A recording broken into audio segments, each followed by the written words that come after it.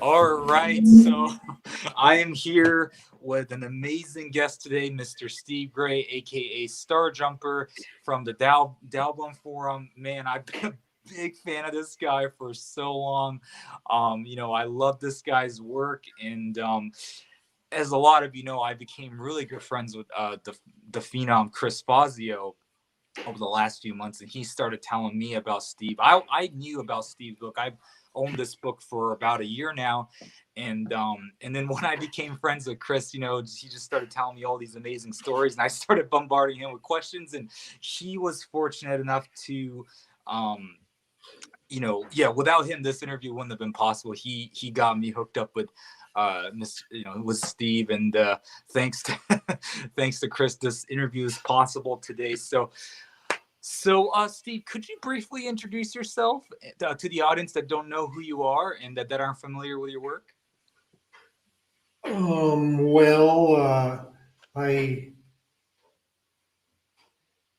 teach Qigong, and I learned Nei Kung, which according to my definition is different than most other people's definition. It's an old-fashioned definition, but I'm living in southern Ecuador. I used to live in Seattle, and I'm living like a hermit here in the wilderness, and practicing a little Qigong and meditation, and talking to the dragons sometimes.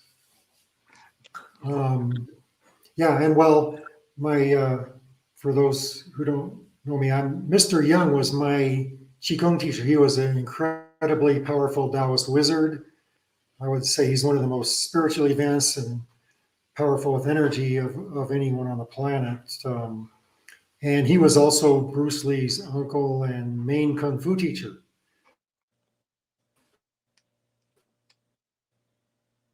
Bruce Lee's Kung Fu brother, because we both had the same main teacher. Mr. Young did not teach me Kung Fu. He taught me the Nei Kung. But the Nei Kung the real Nei Kung is the spiritual path of the warrior, and it's like a holistic system to train all aspects of being, including warrior abilities. Let's see, where was I going with this? The reason most people don't know that Mr. Young was Bruce's main teacher is because he told Bruce not to tell anybody who his teacher was, because he didn't want people bothering him for lessons or challenging him to fights.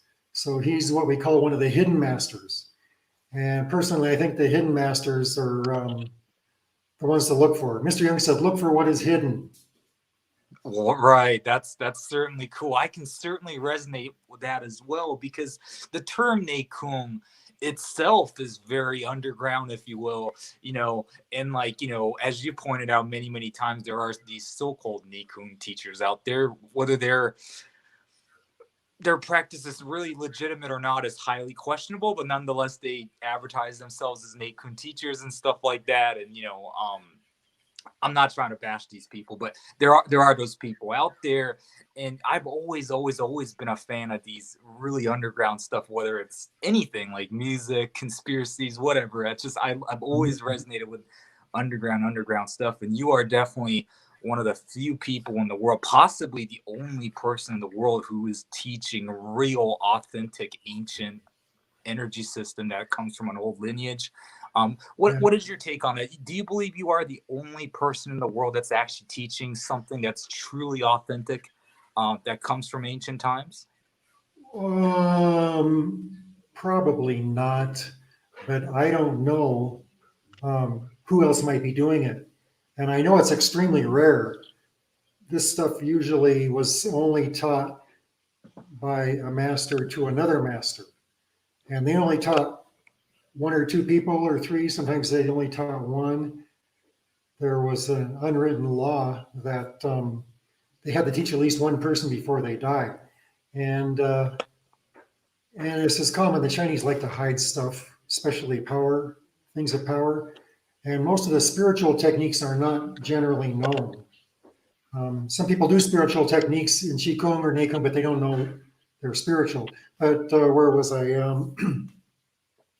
Let's see. Okay, well,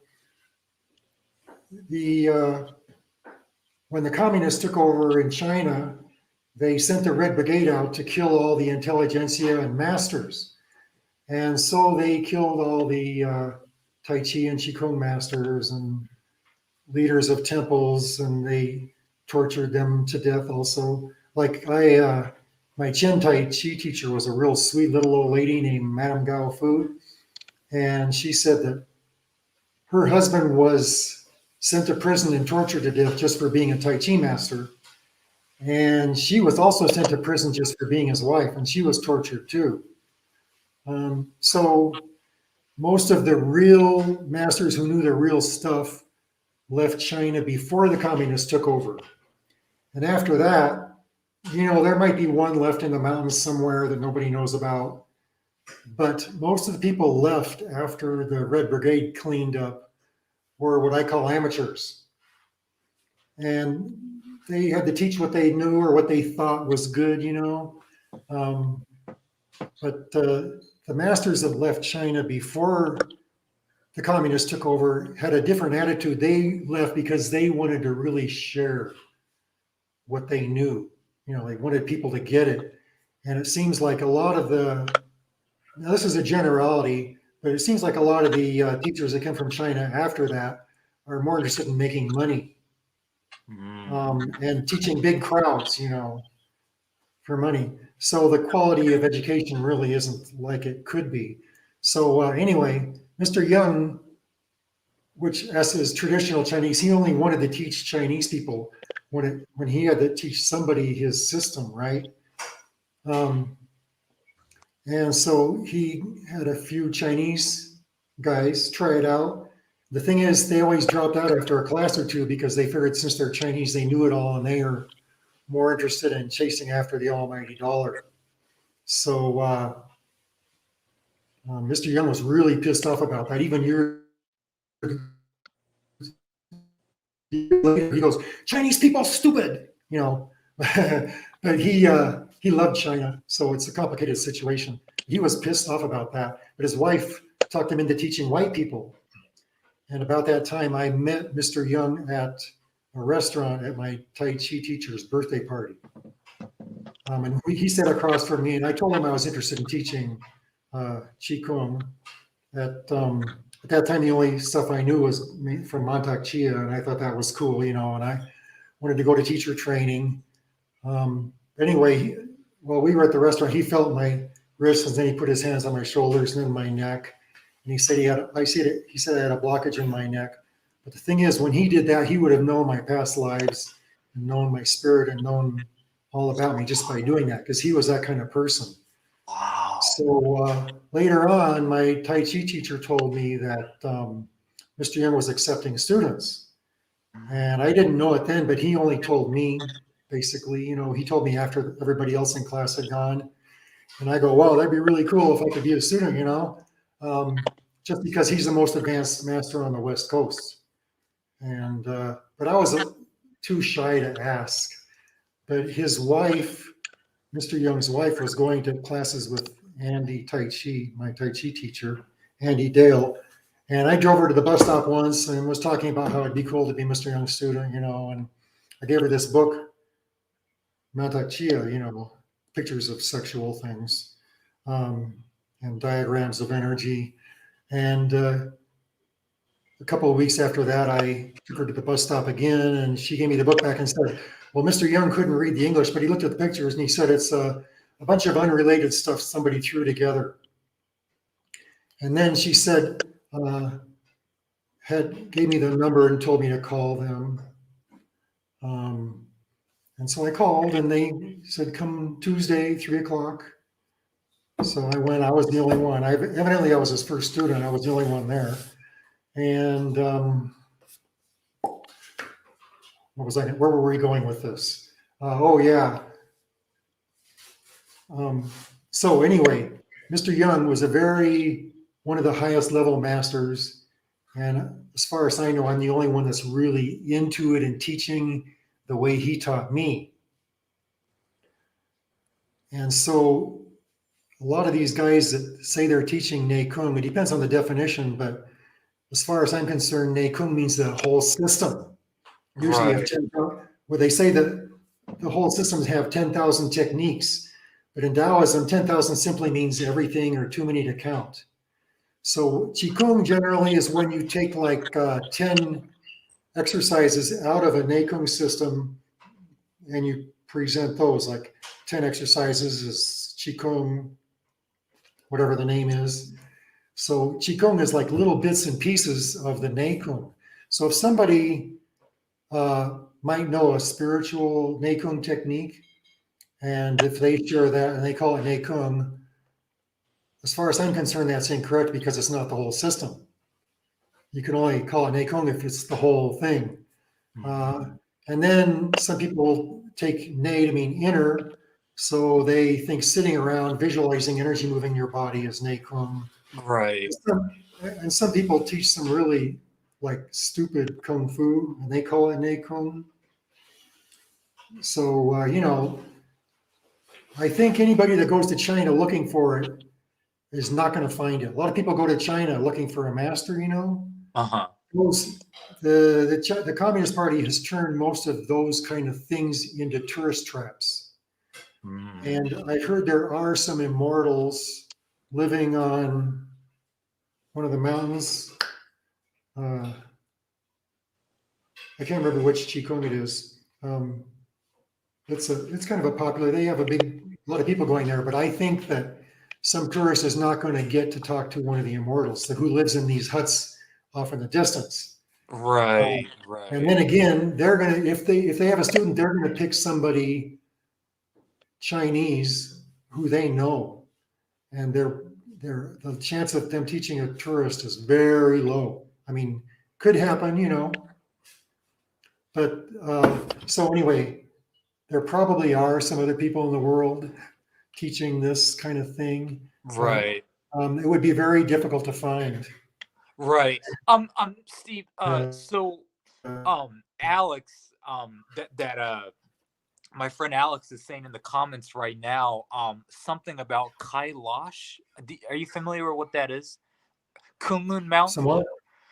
So say again. I believe it's pronounced Kailash. I'm not sure.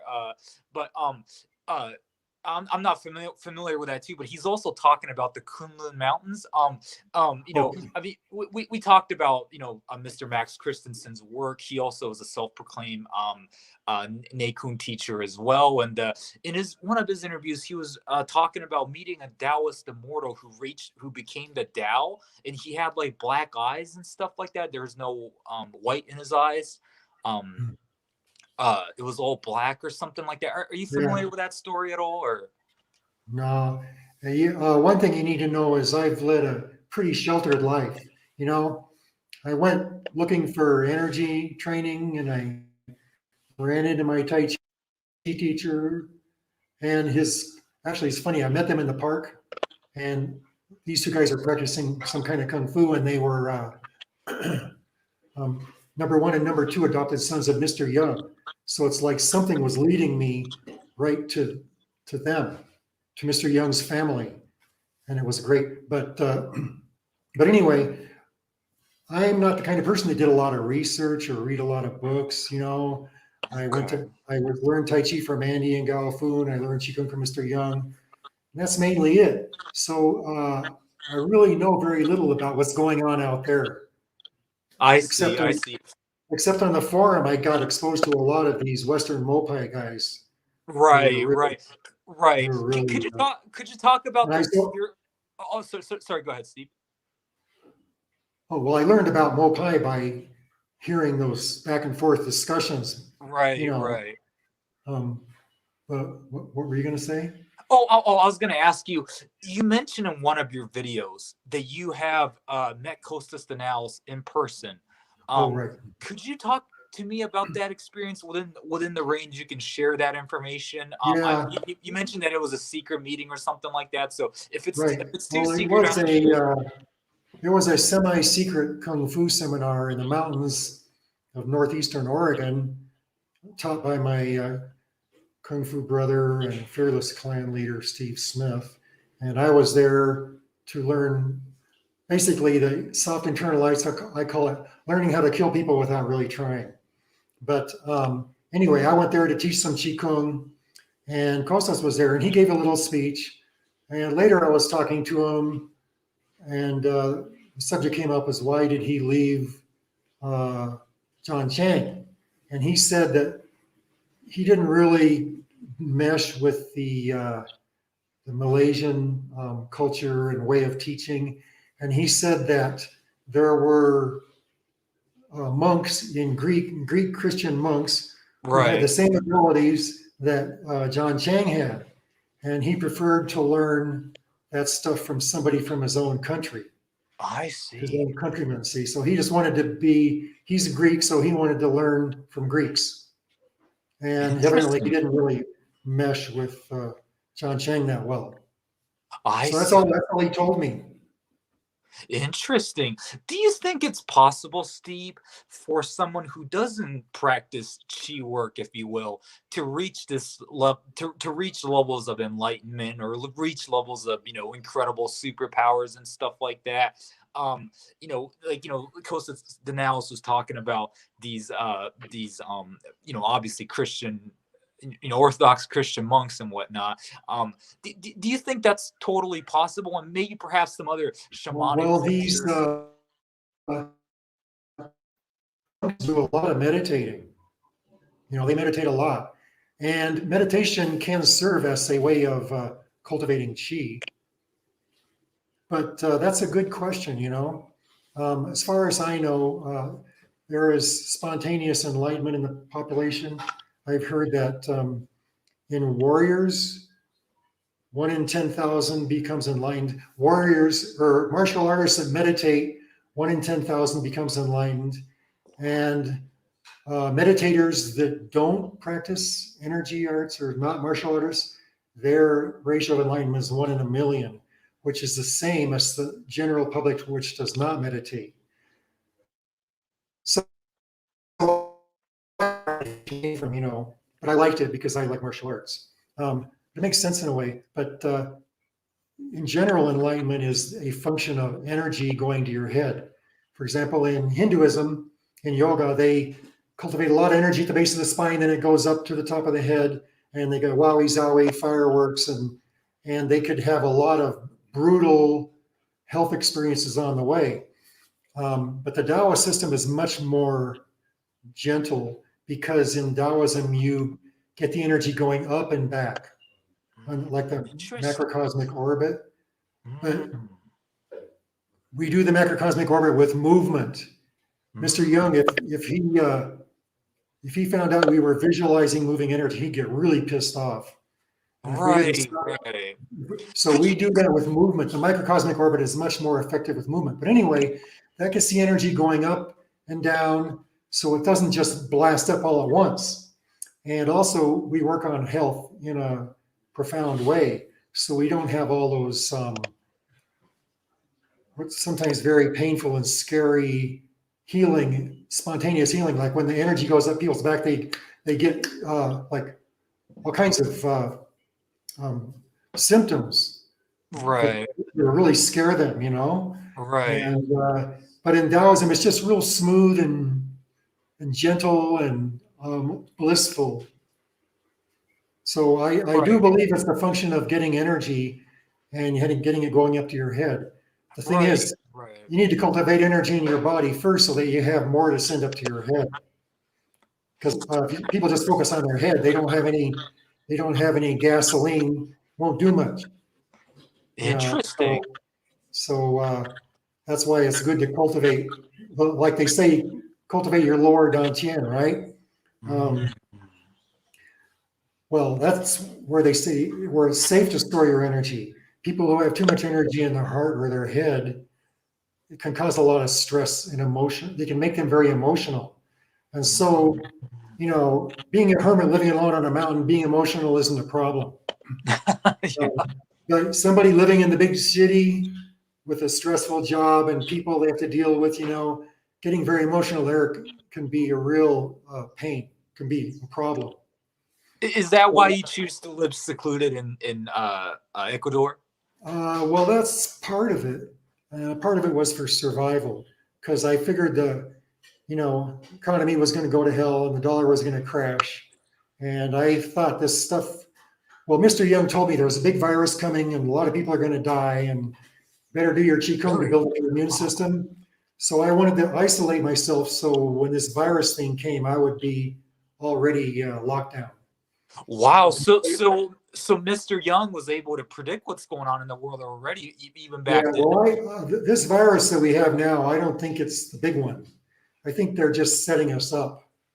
Oh, okay. They're training us for a bigger one that's going to come later. Oh, interesting. Now, Mr. Young was able to he had the ability of precognition or remote viewing, if you will. Am I correct on that? It sounds like. Yeah. Wow. Yeah, well, when I started doing Qigong, I didn't believe there was anything such as psychic or telepathy or spirits or any of that stuff. But yeah, he knew everything I was thinking in class, and he knew everything I was thinking at home, and he knew what I was doing at home. And he didn't say, Wow. like, I know what you're doing. He never did that. He would just talk about what I was thinking about, or he would talk about what I was doing. So that way I knew that he knew. He could see me. And, if you think about it, that can be pretty embarrassing. Right. So that's a really good motivator to stop thinking. Like Mm. once I had this really big, heavy flower pot in my front yard and I wanted to move it. And I started to bend over with my legs apart. And I thought, no, that's not good for hernias because I already had a hernia that I had surgery on. So I stood to the side of the pot and picked it up to move it so I wouldn't, bother the hernia. And then the next week when I got to Mr. Young's place, I asked him, is there any Qigong you can do to fix a hernia? He goes, no, but if you pick up a heavy pot like this, you can break your back. So obviously he saw me do it and he was concerned about me hurting myself. Wow. So he was probably going, oh no, like that. And telepathy, I had telepathy with him a couple times. The interesting thing is he didn't know much English. He could understand it pretty well if you speak it, but he never really learned to talk in English. He knew the few basics, and he had a serious accent, right? But when he used telepathy with me, it was perfect English. It's like normal accent. It was like your telepathy automatically translates. So in other words, you're getting the information and then your mind is making the words or something like that. So yeah, telepathy, one person from one language can use telepathy with somebody else that doesn't know anything about, they don't know each other's languages and they can still communicate. And I think that's how some of the ancient sages in the world communicated information from far distances. Wow, that's so cool. So they could learn from each other from far away, from different languages. That is amazing. Wow. So is there any other stories about Mr. Young that you've never shared publicly before that you can possibly share? Anything come to mind, like something like in this book you shared a story about how he was like effortlessly able to like in his restaurant and stuff like that, there were some rude customers or whatever, and he was able to effortlessly kick him out with martial arts and stuff like that. You shared a little bit about that in your book. Is there any other stories that come to mind that like, you mean my self-defense? I didn't hear you very well. I'll turn the volume up. Sorry about that. So is there any extraordinary stories that you can share regarding Mr. Young? Okay, yeah, I was just wondering about what he said about kicking students out, but well, he was an amazing healer. I did talk about that in the book.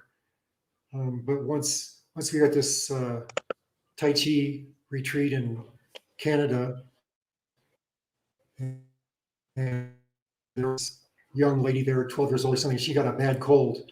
And so he had brought some, what he calls turtle soup. It's like a turtle jelly, but it have a lot of ginseng in it.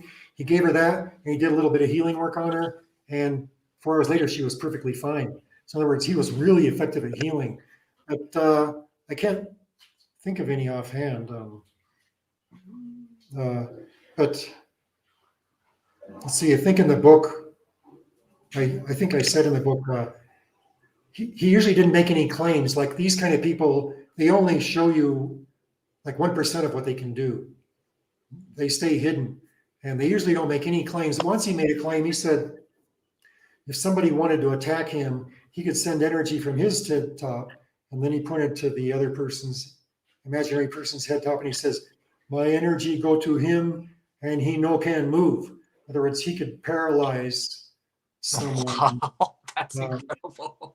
With mind. And I found I can affect some people's energy just with mental, affect the way people act, just with mental things. And yeah, well, once I brought him, this piece of film which is sensitive to temperature. It's like a piece of paper with, and it changed colors depending on how hot it gets.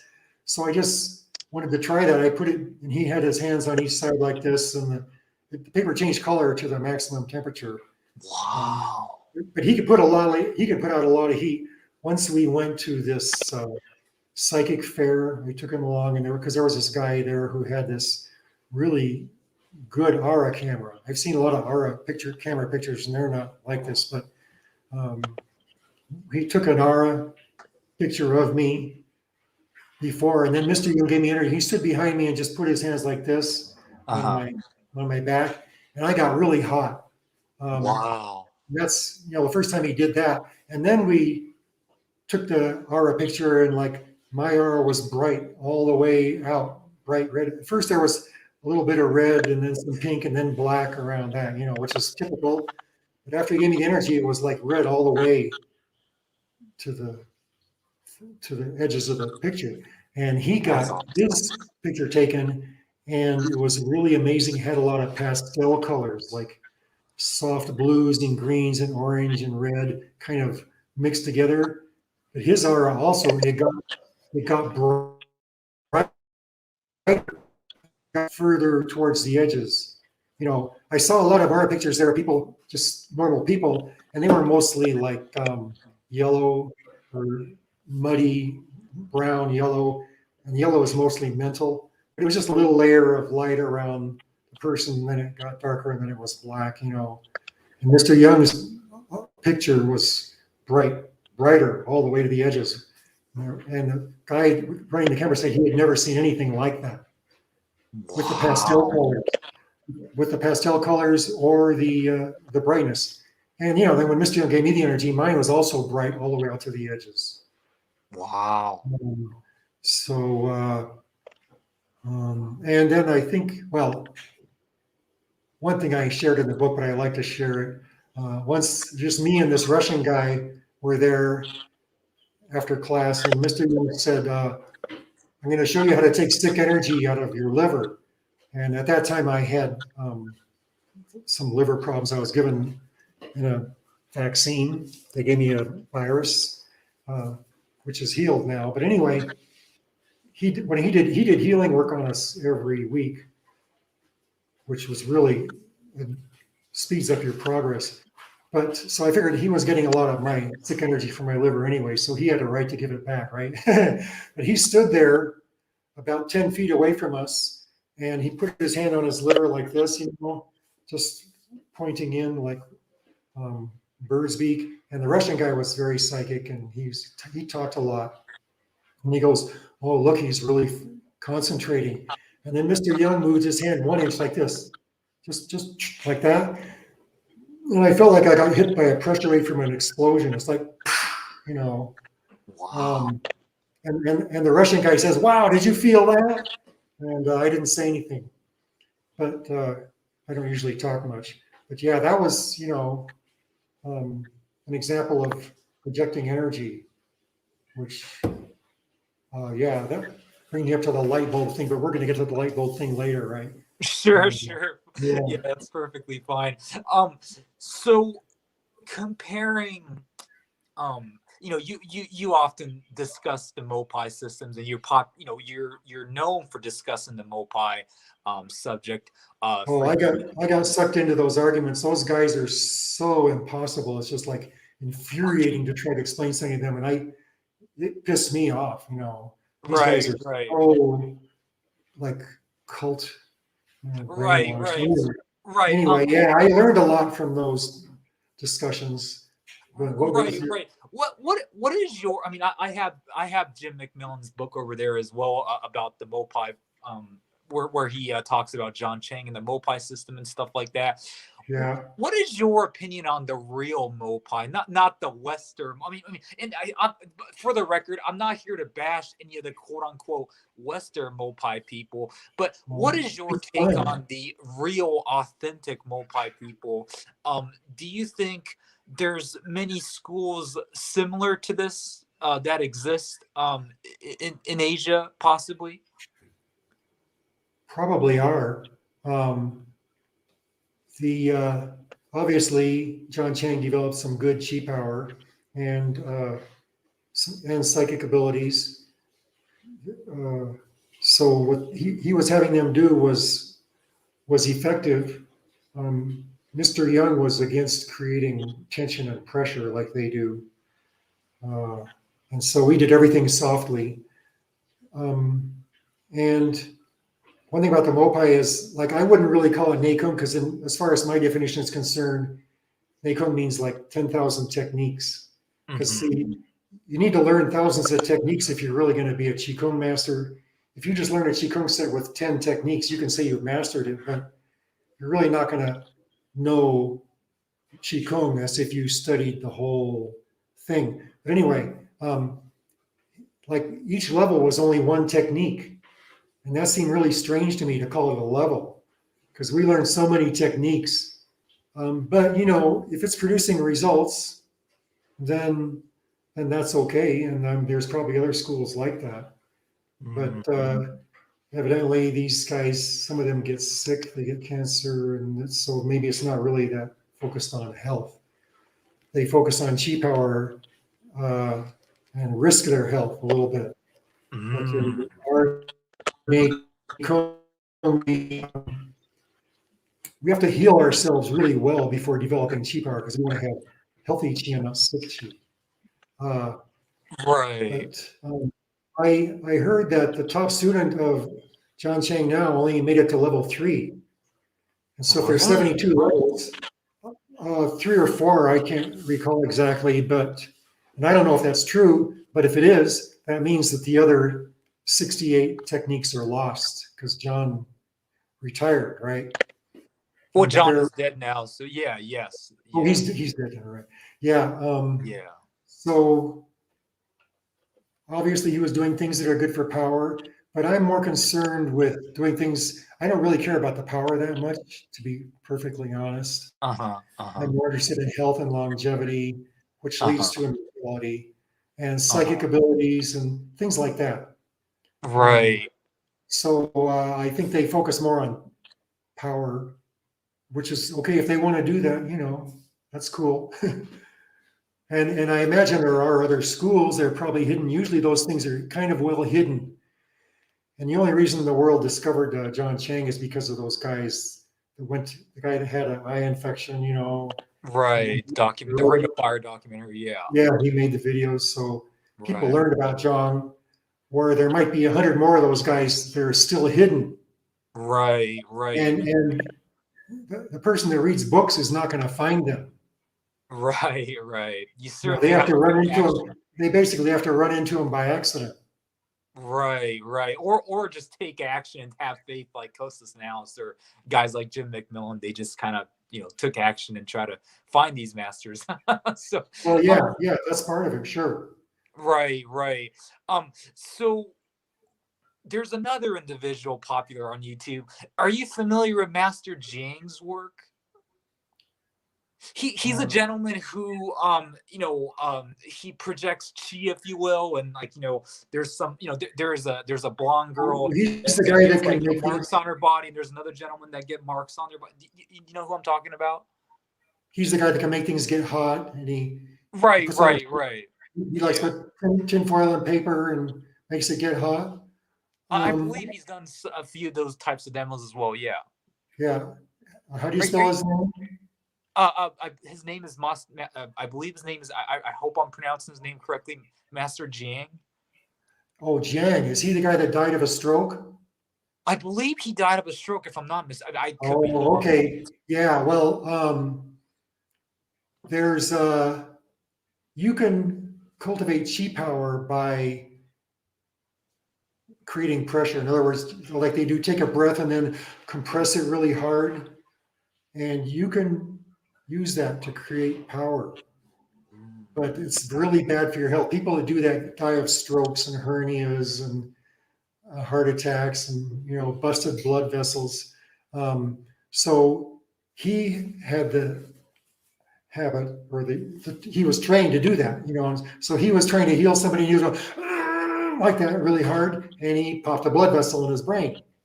And I know this guy, this shaman here in Vilcabamba, and he can make people fall down in the distance because he's cultivated good power.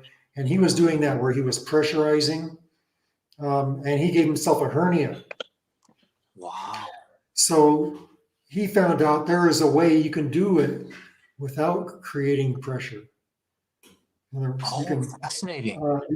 And so that's how we did it, more or less. We would do it much more softly, and still have power, except I personally don't, like Chris can light up a light bulb. I never even tried lighting up a light bulb, but I tried it last night. And nothing happened. So I could probably learn to do it. But as far as the heat's concerned, like, okay, there's this other master. He's an old guy. He puts on shows where he puts paper and tinfoil on people and makes them get hot. Well, about a year ago or something, my ex-wife was complaining about pain in her side. And so I was scanning it. Like, another thing you learn in Qigong is sensing. It's like awareness is important. To me, awareness is more important than Qi power. It's a type of power. In scan, you can go over a surface and feel the energy coming out and tell where there's a problem. So I was just scanning across there, and I felt the spot. And then she goes, ouch, it's hot, like that. Just like that, So it's a lot faster than that other guy. But so I stopped doing it, and then it was fixed. But see, I wasn't even trying to project energy. So because I don't play at that very much, but it just happened. I see. So, yeah. I discovered a lot of special abilities just by accident. Like something, I just try something and it works, and I go, oh, that's cool, and then I drop it and kind of ignore that stuff. But awareness is more important, I think. That is fascinating. So Steve, you mentioned, a lot of these yoga systems and whatnot, focus on like, the Kundalini, if you will. They put a lot of energy in the head and stuff Kundalini. like that. Correct me if I'm wrong about this, but your video is breaking up. I'm not hearing you or seeing you. Okay. Give me 1 second.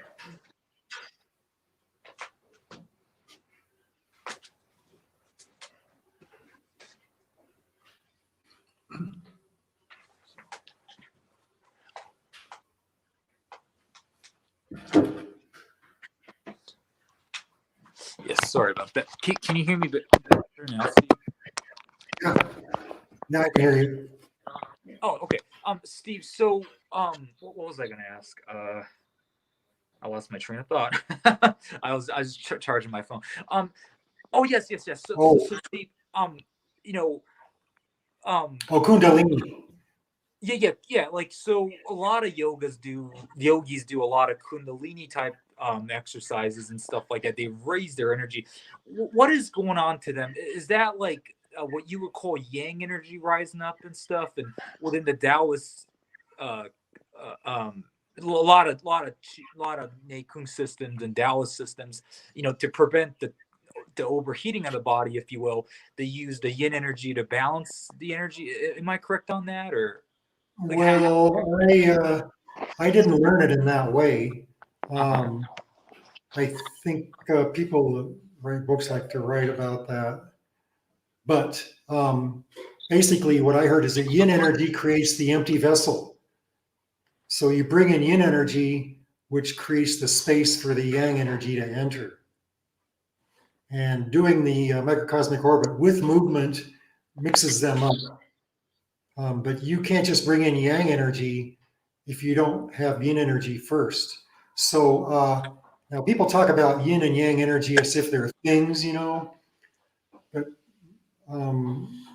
like I said, I only know what I learned from Mr. Young, and he never talked about that kind of stuff. He talked about earth energy and sky energy. So the earth is yin and the sky is yang. So if you bring energy up from the ground, then that's yin energy. And if you bring in yang energy, if you bring in energy from the sky, that's yang energy. And personally, I can't tell the difference. Some people say they can feel the difference, but I don't even bother with that kind of thing, Oh, we just use movements like bring in yang energy, you bring it down, bring yin energy up, you lift it up. So it's all with the hands, because see, that's another thing about the spiritual path of the warriors. They want their hands to be powerful, but not so much for touching, like touching a light bulb. You want your hands to be powerful in a distance. It's how you can push people without touching. And your hands are like your energy tools. And so you work with them at a distance from your body to train that, to make that work. So I forgot where I was going with that. Oh yeah, yin and yang. So, as far as I'm concerned, yin energy is that energy that's going up, and yang energy is energy that's going down. And then they mix up, and they blend together. And there's lots of books with all kinds of fancy philosophies written about that, but I think it's pretty simple. Interesting. That's, Steve, are you familiar with the concept? I believe someone correct me if I'm wrong about this. I believe the Mopai people, they use the earth energy, if you will, the yin energy from the earth. yeah. To balance out the yang that they're cultivating while they're filling their dantian or something like that. Are you familiar with that concept at all? And do you think that is a I know you mentioned that you're not a big fan of filling the dantian, like, with energy and stuff like that, if I'm not mistaken. Am I right about that, or am I wrong? Wait, say that again. I didn't hear it very well. So this concept within the Mopai system that they ground themselves. Oh, right. The earth, in order to absorb the yin energy from the earth. Yeah, well, are you familiar with that concept? And also, yeah, I saw about the copper wires in the butt and stuff. But actually, you can pull energy up from the earth standing. You don't need to be sitting on the ground. You don't need to take your pants off. You can be standing, and you can pull energy up. That's how we do it, pull energy up through our feet. I even heard about one guy, he was doing that while he was wearing tennis shoes, and he actually burned holes through his tennis shoes where the bubbling springs point is. So yeah, and you don't even need to be on the ground. You can be on the second or third floor, and you can still pull up energy from the ground. That's where you focus on using your hands at a distance. So yeah, it is pulling yin energy up is part of the deal. But the way they say you need to do it sounds kind of not necessary to me. But it's a hot country and they like to sit on the ground. In China, it's cold. They like to do things standing more. So I think like it's just my own little theory, but like it's really hot in India, and so they don't want to sweat too much, so they do a lot of things lying down or sitting on the ground. Whereas in China, a lot of times it's freezing, and so they need to be standing up and doing more vigorous exercises so they don't get cold. So I think that's part of the reason for those differences. Interesting. That's really fascinating. But I think I get these ideas, and I don't know. I like to energize my crown point a lot. Oh, okay.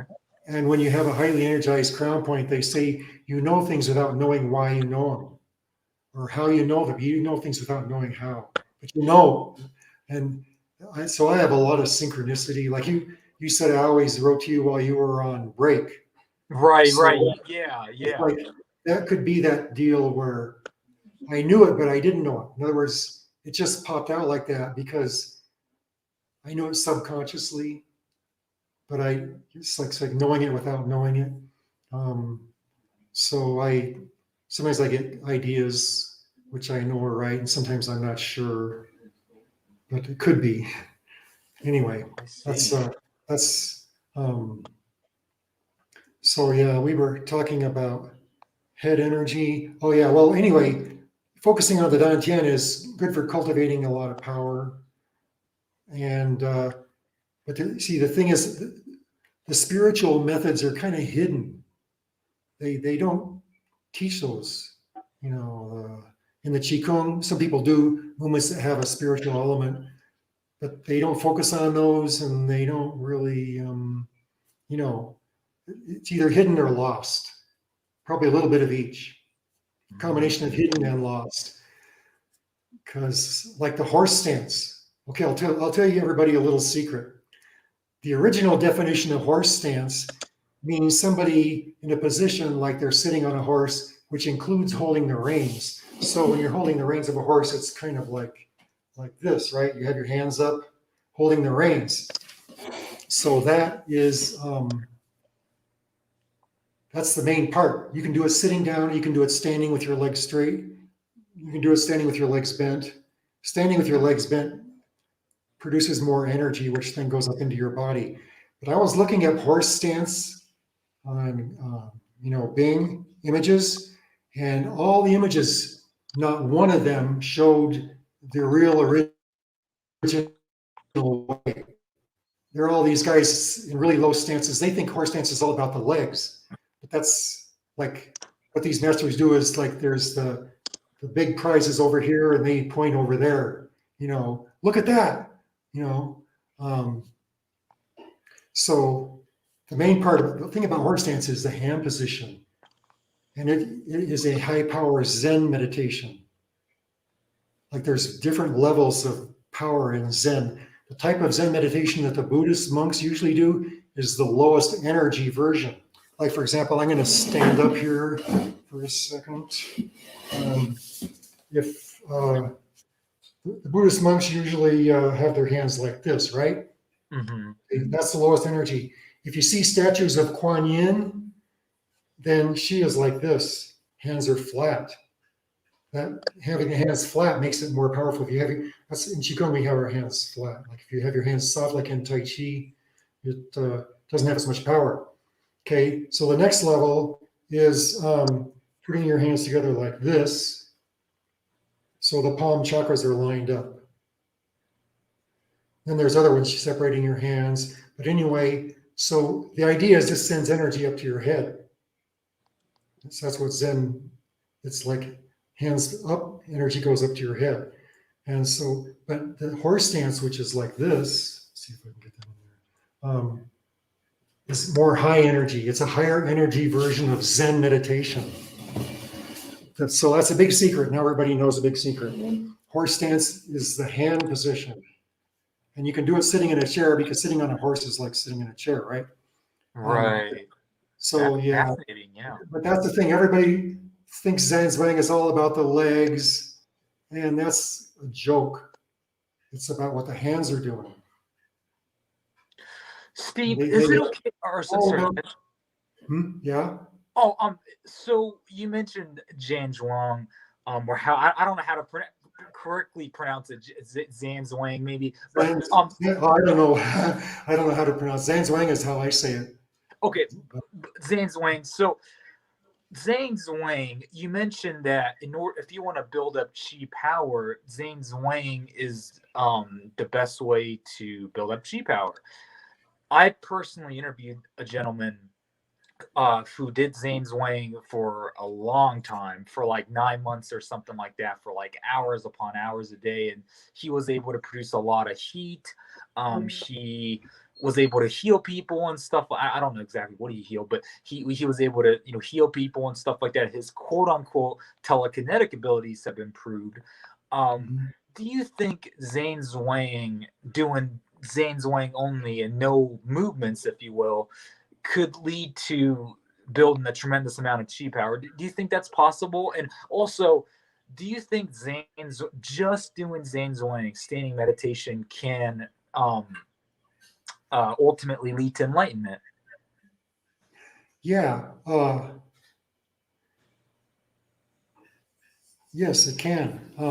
But the thing is, it requires certain postures, certain hand positions to accentuate that. Like I have one student who was doing some of the Zanzibang postures that I had on YouTube, um, and some of the exercises in addition to Tian Shan Qigong.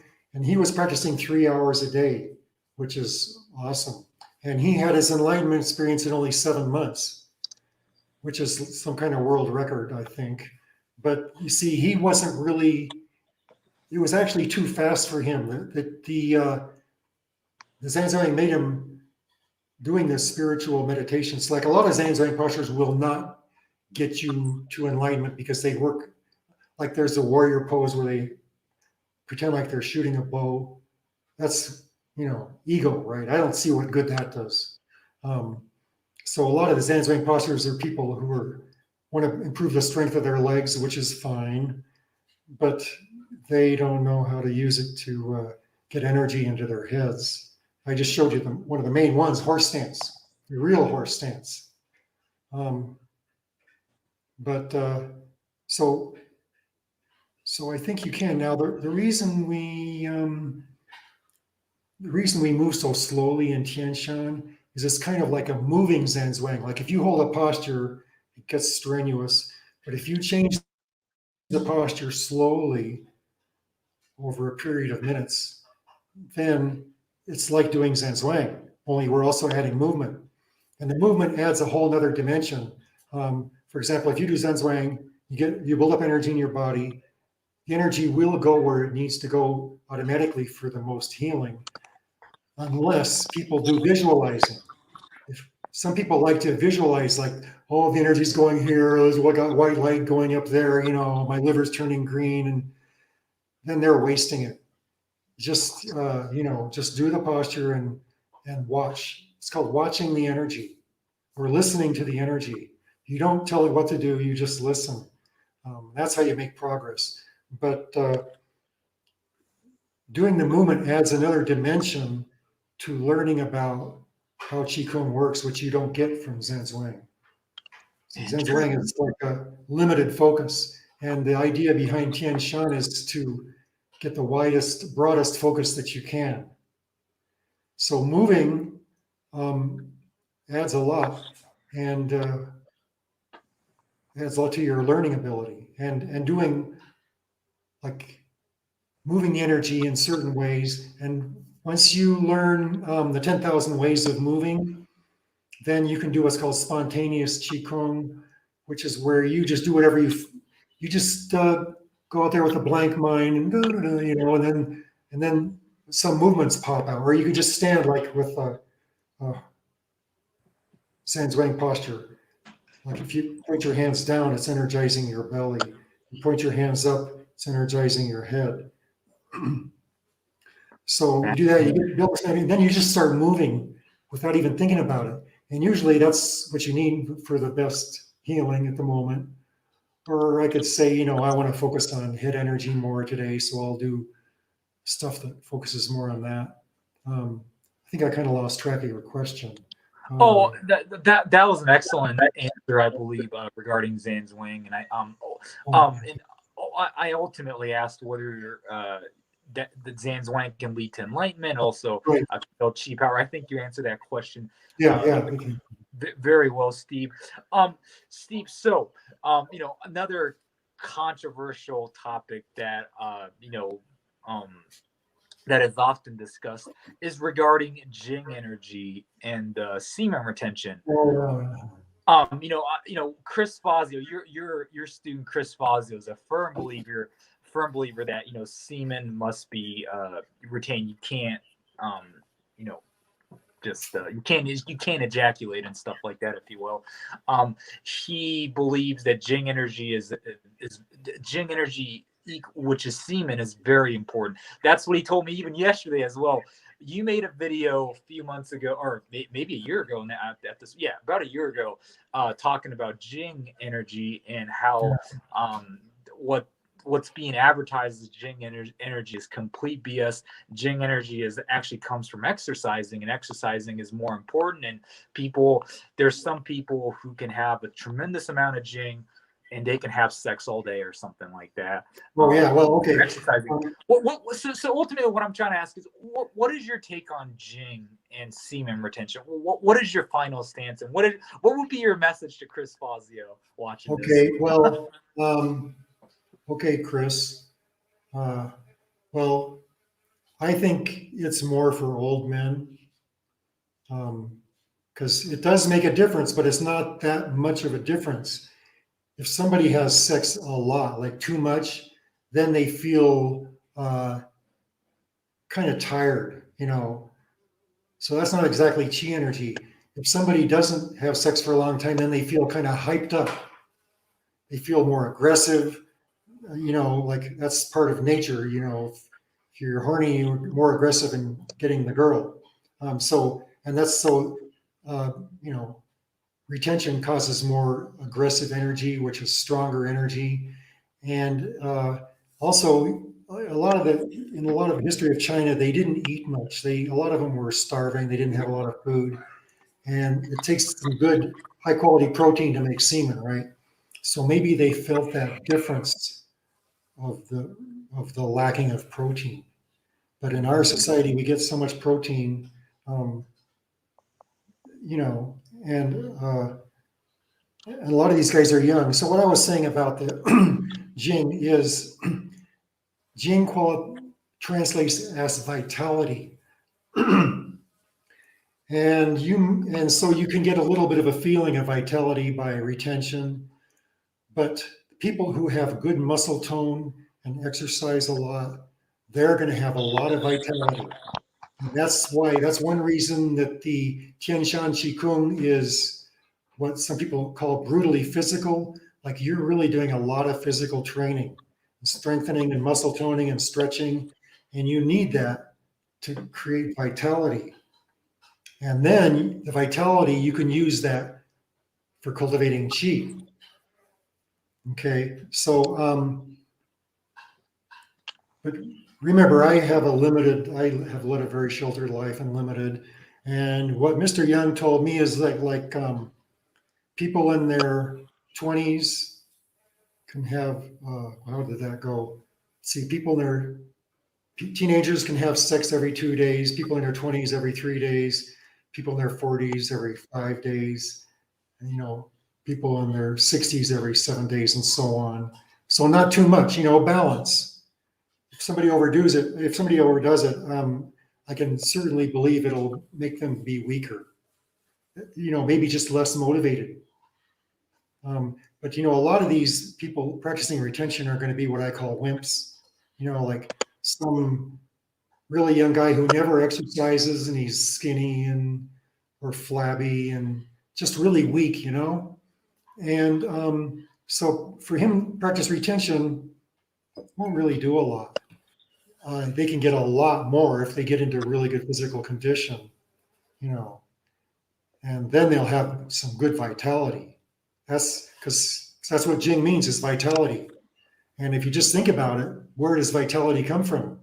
It comes from good food, fresh air, sunshine, exercise, that kind of thing. Interesting. So, that is a great answer. And Mr. Young also said he didn't want us to have sex within 3 days of having Qigong. But the reason for that is he would, give me a lot of what we do the moving exercises for an hour to an hour and a half to 2 hours. Then we do a sitting meditation, which was Zen Zhuang sitting. We could do a standing or sitting. We usually did it sitting. There's many hand postures that evolve. He would do healing work on me when I didn't really need healing. So basically, he was doing what some people might call psychic brain surgery. But he'd give me a lot of energy every time. And he didn't want me giving energy away to my wife. Because if you give it away, if you have sex, then you give your energy away to your partner. But that's not because of the semen, that's because of the physical contact and the emotional closeness and the exercising together. It's not so much the semen. Anyway, that's my opinion. That's your opinion. Okay. Well, something perhaps for Chris to think about if Chris is watching this. I'm not sure Chris if is watching it. Chris is really working out and working on the vitality part really well. So that should I know he's got like killer abs and he's super ripped and that's amazing. Yeah, certainly. Steve, sir, what is your opinion on meditation? Just strictly doing meditation. I know people who have just done closing their eyes, get into lotus, and just meditating, not even doing qigong or jan zhuang, kind of like perhaps some of the Japanese monks do, and some Thai monks as well. What is your opinion on just strictly doing meditation? Do you think this could also potentially lead to enlightenment? And also, I know I have spoken to people who have unlocked psychic abilities just doing meditations. I've spoken to people who have downloaded some information, if you will, from the universe or whatever you want to call it. Do you think, meditating for a long period of time is a good thing? Oh, definitely. And also can lead to enlightenment? Well, yeah, it kind of depends on, once again, it depends on the hand posture you're using. Like I pointed out, the Zen is more or less dedicated to enlightenment. That's the all around general posture, which people use in Hinduism and yoga also, is the Zen hand position. The leg position doesn't matter that much. So yeah, you can lead to enlightenment. It sends more energy up to your head. And some people have natural propensities to be psychic or to develop different abilities. People develop different abilities depending either on past lives or just their inclinations or their interests. Right. Yeah, it's but the more powerful energy-wise the meditation is, the sooner it will happen. The other thing is enlightenment requires a lot of bravery in general to do it the old-fashioned way, because it's they say like the spiritual path is looking at your dark side, and like the main deal with meditation is non-thinking, right? At least in Taoism, it's just pure awareness, non-thinking. When you try to stop thinking, for a beginner, they might only be able to stop thinking for a couple seconds, spaces in between having thoughts. So little by little, the spaces between thoughts get longer, and the thoughts that come up are more annoying. Like you remember things you did that were really embarrassing or just plain mean, and you go, "Oh no," it's like shit, that was bad, or that was really embarrassing. So you have to face that. You have to say, "Yes, I did something very embarrassing," or "Yes, I did something mean." And people who are in denial won't do that. They'll say, like, "Well, it's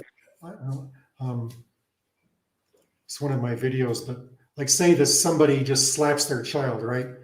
And a person who is a warrior, who is facing their dark side, will say, "Okay, I am the kind of person that will slap a child because I just did it." And so they know they have a problem and they know they have something to fix. But the person who's in denial could slap their child and they'll say, "Oh, well, I'm not really the kind of person that would slap a child. It's just because of something that happened, like it's the other person's fault." So they're in denial. So there's no problem, there's nothing to fix, and they're never going to advance. So it takes a warrior spirit to look. You have to be not necessarily eager, but not afraid to see the dark side and accept it.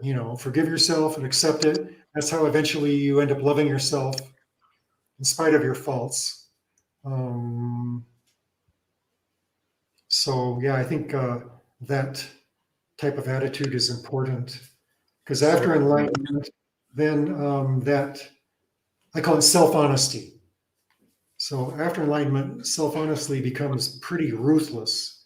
Like you can lie to yourself and get away with denial, and later you realize, oh yeah, I was lying to myself, and you can admit it. But when it becomes really ruthless, you see it.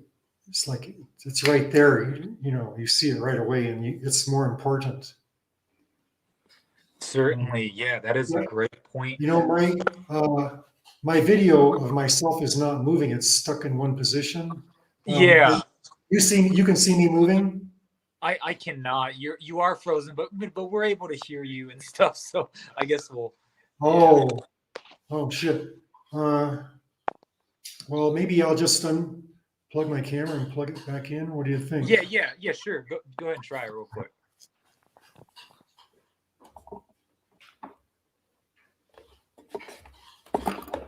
So while Steve is working on that, I am supposed to go on. Whoops. I am supposed to go on Nico Morales's podcast later today as well. So if you guys are subscribed to, what is Nico's channel called nowadays? School Mystics, I believe. You can certainly check me out there as well. I believe we're going live at 1 p.m. Pacific time. So to those that are interested, you can follow me follow me there. Over to Nico's channel as well. Let's read some of the comments that are posted. Let's see. Nigong Adept says, why am I asking about yin and yang energy too much? Sorry, it's just a popular topic. I know it's regurgitating the same kind of stuff, but you know, it's just best to get clarity on things. So yeah, that's why I asked about the semen retention, the Jane Wong, and yada yada. So Tara says, anyone know if there will be a chance to ask questions? Yeah, just ask away. If you have any specific questions, let me look a little more. Let me go up a little more. I don't think there's any questions. People are just like, I don't think there's any questions per se. Yeah, I don't think there's any questions. So Tara, if you want to ask whatever you want to ask, Jesus.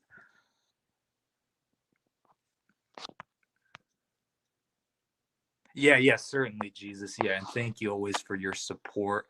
And Alex as well, Pan. I don't know if it's Ahmed or Reza, but I think one of you are watching. And Joe Boo. I see you a lot, Joe, and Steve's comments and stuff over on his channel. I've seen you going at it. Roman, it's been a while, brother, since the Bioluminology days. Hope you're doing well. Is there anybody else I'm missing in the comments? While Steve is getting this camera fixed. I think that's everybody. So, yeah. Okay. Oh, Cyrell too. Hey, what's up, brother? Yeah, I would love to interview you, Cyrell, one of these days. So, hold on a second. Is Steve is actually. Oh, sorry, guys. Give me 1 second. I think Steve is messaging me right now.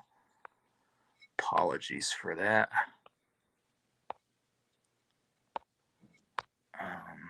Let's see what Steve is saying. Can you hear me?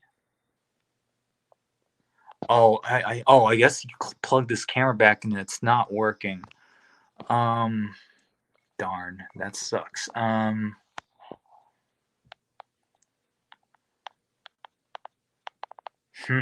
not sure what to do.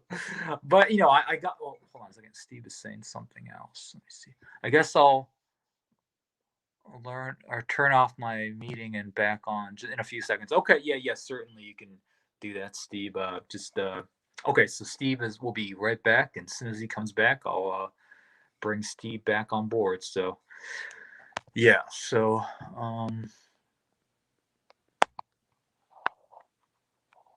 now wise to plug it out, Alex. Yeah, Alex.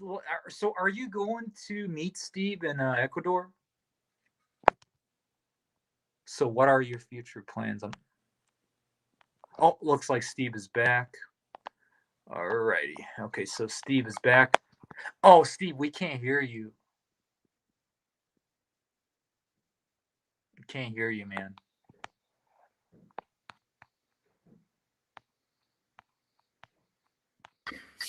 Oh, now we can hear you now, Steve. Okay, good. Excellent. We can see you clearly now, so this is awesome.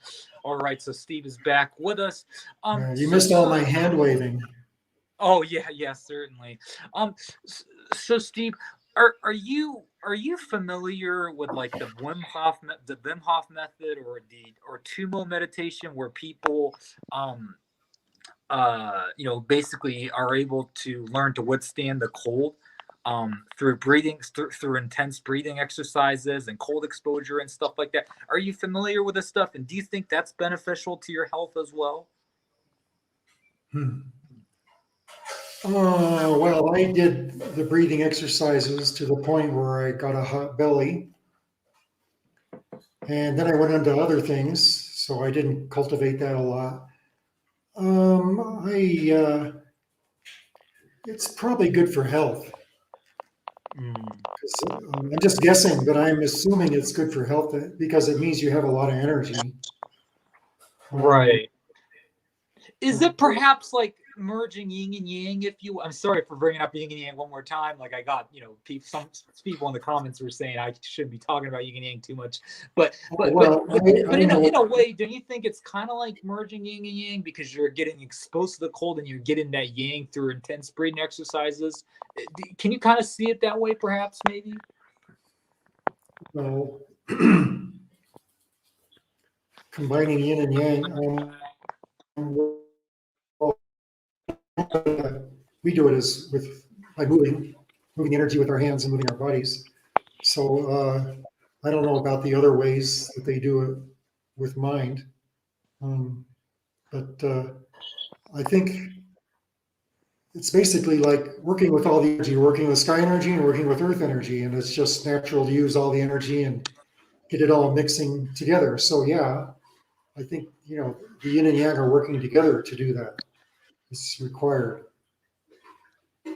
Interesting. So Alex is eager to hear about the Tian Shan system. So let's ask a little more about the Tian Shan system. So Steve, just to be clear, the Tian Shan system also has 72 levels. Oh, the levels. Okay, well, no, there's Mr. Young never talked about levels.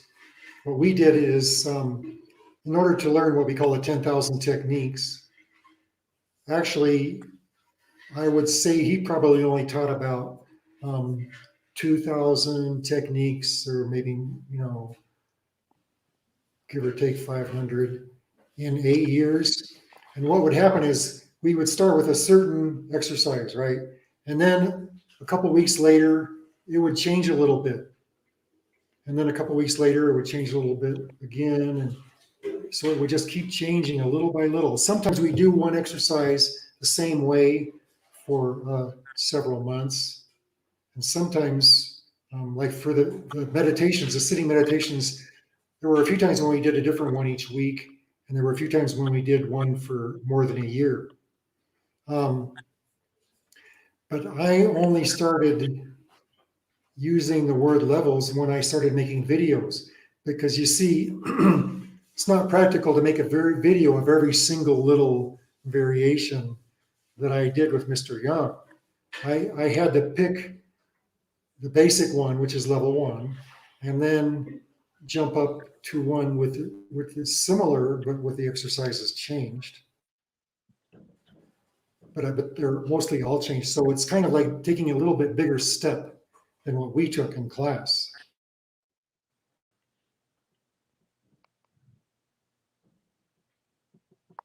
looks like we lost Steve, or Steve is frozen. Yeah, looks like Steve is frozen, unfortunately. I'm not sure what to do about it. Let me message Steve real quick. Give me 1 second, guys. In case Steve comes back, Alex, is there any questions regarding Tian Shan that you want me to ask? Steve, Alex, if you can put it in the chat. Like, just be very specific so I can ask him when he comes back.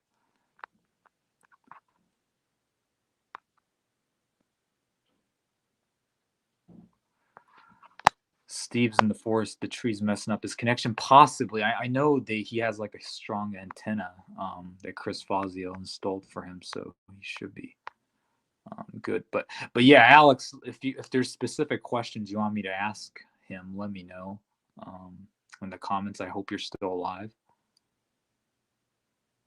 Yes, ask more about him. Yeah, sure. But what though, Alex? Like, but what do you want me to ask him? Like, be specific. Yeah, that's a good question, Nigon. About how many hours a day does he train? I'm curious about the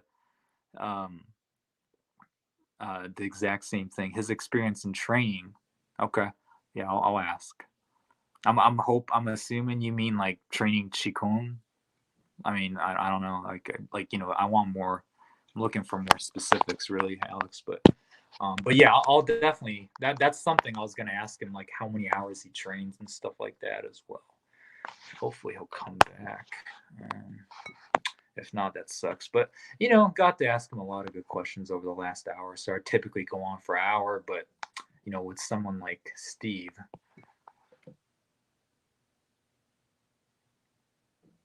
him personally, you just need to open the field and he will talk. Okay.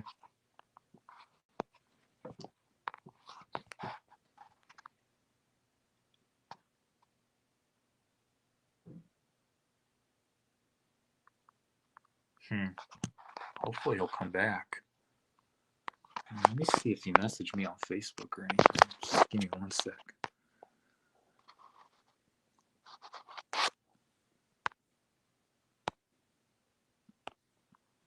Yeah, no, no sign of Steve yet. So just bear with us. I'll probably go on for 5 more minutes or so just to wait for him. And what was his most profound experience in training or with his teacher? Ask from the heart, not from the mind. Okay. Great advice, Alex. Alex, I have a question for you since you're an empty force guy. When you go over there at some point, I don't know if you're going there soon or not, but are you looking to improve your empty force or maybe add to your techniques? Is that what you're looking to do, or are you just looking to just learn more Nigong techniques? What is your goal? Can you answer that in the chat since you're here?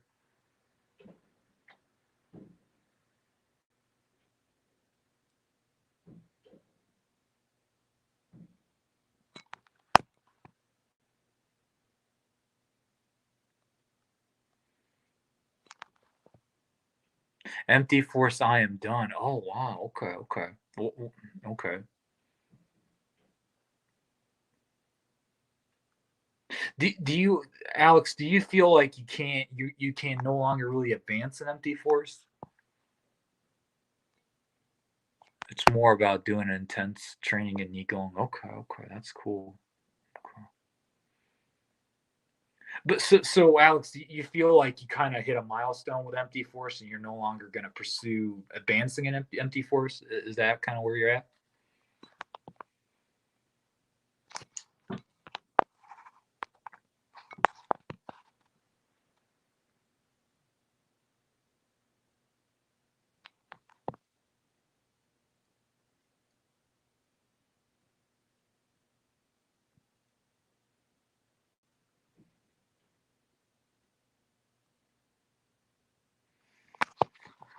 Give it about a few more minutes to see if Steve will come back. And if not, we'll kill this live stream. You still got the answer. Ask him some, good questions. So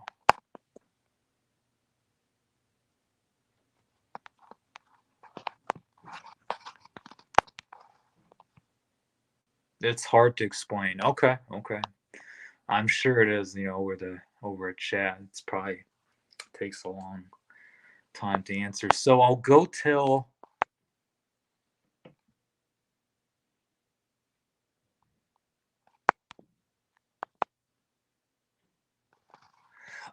Jesus, honestly, I don't really know. I mean, like I said, I'm probably going to do interviews, but I mean, I only want to do it with someone really truly powerful and really truly worthwhile. Like I used to. Not that I'm saying anybody I've interviewed in the past isn't powerful, but there's some people that I interviewed that I just, that I'm just friends on Facebook with or something like that. I don't want to do a whole lot of that anymore. I want to really focus on quality over, like I said, not that some people that I've interviewed in the past are not quality people, but like I said, they don't have a big following.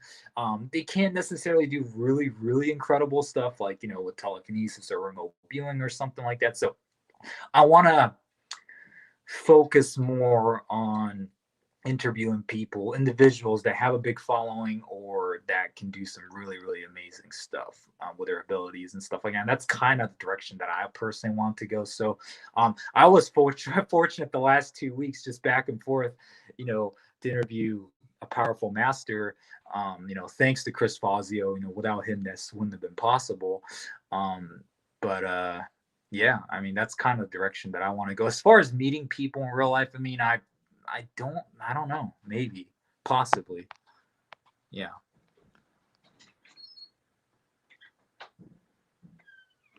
Grandmaster Wolf interview. So let's talk about that. So I did contact him. And he initially said, just give me a few months. Well, not him, but his secretary or whatever just said, just reach back out again. So I'll try again. But it's hard, I mean, he's a very well-known guy and stuff, and but I'll keep trying, yeah, until he says no. So, yeah. So I'll wait 2 more minutes to see if Steve can possibly come back. If not, we'll kill this. Yeah.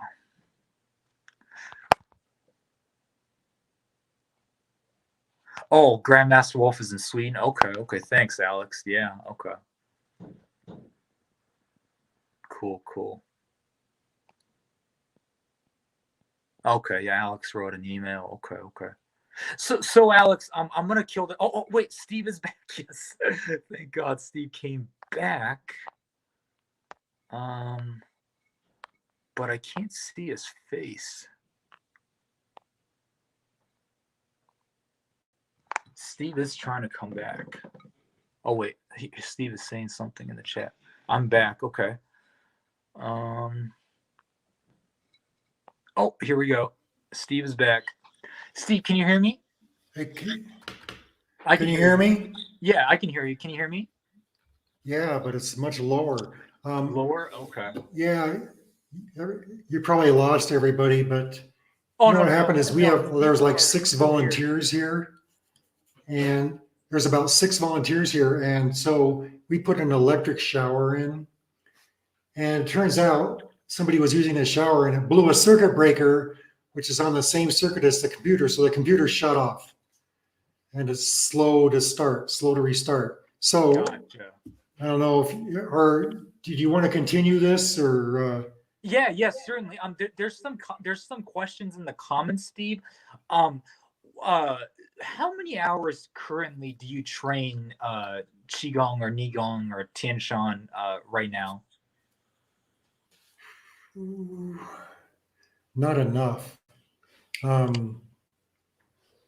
had some serious long-term students when I was in Seattle, but when I moved here, I built this place for students, but then nobody came because it's so remote, and everybody in Vilcabamba doesn't like commitment. So I didn't practice much.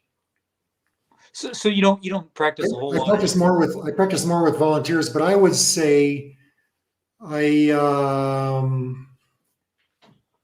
I meditate about a half hour to an hour each evening, and then I'm exercising, maybe an hour a day, um, on average, or an hour 4 days out of the week or something like that. Interesting. So I'll admit I was getting lazy and I wasn't motivated for a while. Let's see, that's this side, right? Nope, this side. So yeah, after hearing from my student who practiced 3 hours a day and his amazing progress, that motivated me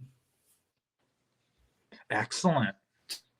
back more. 'Cause I was focusing on, fixing up the house and fixing up the kitchen and working on the farm and wasting time on the internet, plus making videos and stuff. So yeah, I kind of slacked off on the exercising, but I'm getting that back now. Interesting. And So Steve, regarding Tian Shan, let's see. You mentioned on your website, it states that someone who had heart surgery or brain surgery in the last 5 years should not practice Tian Shan Nei Kung. okay, well, Could you elaborate on that a little bit? what Mr. Young told me is that anybody who had surgery in the last 5 years shouldn't do Tian Shan Qigong. But he's talking about, like torso surgery, like surgery on your internal organs, where they have to slice you open, because the movements work so much, your core strength and flexibility, that and that it could help open up an old surgery stitch, and also the energy. Like if somebody has an injury and you give a lot of energy, it makes the blood go there, and then it's more likely to start bleeding or open up. If it's like sealed and you give it a lot of blood, it could open up again. But laparoscopic surgery is different. Laparoscopic surgery, they just make a small incision. So I don't think that would be a problem. And the exercises are so physical that he also said the women who are pregnant shouldn't do it. I would say probably in the later trimesters is more important. It's both. He told me I shouldn't do any energy work on kids 5 years old or younger because it could fry their circuits. So somebody who's doing real high energy stuff who's pregnant could fry the circuits of their baby, their embryo, But as far as the brain or heart surgery, he said if anybody had heart or brain surgery, they should never do Tian Shan Qigong, because I guess it's just too much work, too much blood or strain on the heart and brain, and it could cause damage. I didn't ask him why. That's just what he said. That's a problem I had, is not asking why much. Huh? Right. So to those people who had those surgeries, should they, you mentioned that the best healing Qigong system that's out there is Xianggong or fragrant Qigong. That's something that you also mentioned as well. Right. So to those people, is that what you recommend do first? Yeah, well, depending on the problem, they could do the Tian Shan level 1 in a less strenuous manner. In other words, example, you can modify those exercises to make them extremely strenuous or quite mild. So they could, maybe I should make a video about that, but they could do that in a mild way. But yeah, Xianggong, I've heard, is very effective medical Qigong. And it doesn't have the kind of physical movements that could tear open old surgeries or straining. So Xianggong is good energy work, but that's all it is energy work. It's not physical conditioning or stretching or any of that other stuff, creating vitality. Right. So yeah, I think it's always good to fall back on a good medical Qigong. Personally, I don't like the water styles much, which I call Prozac style Qigong. But some people, if they want relaxation, I guess they could do those.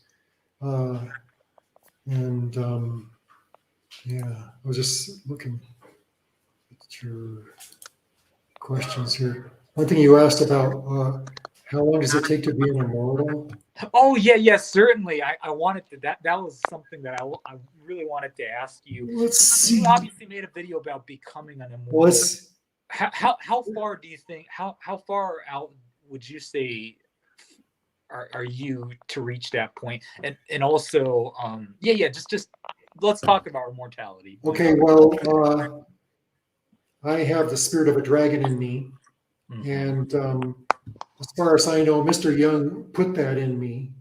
Mr. Young was the kind of wizard who was so awesome. He could do that. He could take a dragon, put it in somebody. So I've heard from quite a few different ways and sources. I used to not believe in dragons. I didn't think dragons existed. But so it seems to me, if I have a dragon in me, that when I die, the dragon will continue, and that's immortal, right? But I wouldn't bet my life on it. Now, so so sorry to cut you off, Steve. When you say the immortality that you're speaking of now is is not like a physical immortal. Oh, okay, right. There's different kinds of immortals in Taoism, and there's an earthly immortal who is somebody who lives to be very old age in good condition and good health while they're alive. And then when they die, they may become what's called a celestial immortal. A celestial immortal is more or less the same thing as an ascended master. I'm not really up on the definition of ascended master, but it's somebody who, when they die, they maintain their identity and their self knowledge. You know, they're like their identity continues as a being, and they're able to communicate with people with physical. And there are several levels of immortal. Like, for example, you could even say that the hungry ghosts are a type of immortal. But for the ascended masters, there's a lot of them are unknown, and so they lead pretty private lives. But the way I define things is a god is an immortal who is also popular. So a god is a type of immortal, but they also have popularity. A lot of people are talking to them and making petitions, and they're used to, their job is to deal with that. And then there's a higher level immortal, which they say even gods can't see them. They're even invisible to gods. It's like their vibration is so high, they're closer to the light, closer to the bliss. And I had a really good channeler come here. Uh, she was a Russian lady. She was really good. And she tried to contact Mr. Young, and she said his vibration is too high and he can no longer communicate with this level, which I've had a feeling, he's not there. So he would be the kind that's not even visible to gods, I suppose. In other words, Mr. Young became a very high level immortal. Interesting. Now, what is harder to obtain? To become an earthly immortal or a celestial immortal? Which is harder? I would think somehow in my mind, I feel like maybe perhaps becoming an earthly immortal would be harder because I mean to exist in this physical body in good health for a long time, that just seems hard. Well, in a way, I mean, a person has to be dedicated to that. I think a person can't really know if they're going to be well, maybe some, like Mr. Young, I think he knew he was so advanced that he was in the celestial realm a lot already. He probably knew he was going to be a celestial immortal. I don't know if I'm going to be, I think a lot of people won't know until they're really old or they're about to die. But I mean, it's a goal, but the way you get to celestial immortal is by working on becoming an earthly immortal first. So, and that has been my goal. Ever since I was in my late 20s, I went to this seminar, and this guy talked about how people in their 80s are in their golden years, and most people don't even live that long, or they're sick, and only like 2% are financially and physically able to take care of themselves. So right then I decided I'm going to be one of them. I'm going to, Nice. and so ever since then I said I want to live to be 125 years old in good health. So I studied health all for decades. I've studied nutrition, mainly nutrition. I studied, and then of course I got into Qigong, and I was very interested in the scientific aspect because I was like a Mr. Science. But then after I realized, well, you can't really explain some of this stuff with science. So don't bother, just go for the experiences. So doing good exercise, doing a good Qigong, which is really good for health, like Nei Kung is the path of the immortal. Real Nei Kung. The real Nei Kung cultivates your health in all ways, physical, emotional, and mental health, so that you increase your chances of living well and long as much as possible. But you have to include that with, clean air, clean water, clean food, which is another reason I moved out here in the middle of the wilderness. It has the purest water and cleanest air than anywhere in the world. And we grow our food organically, so that's pure. Doing the right kind of Nei Kung, doing good exercise, like including aerobic and strength training.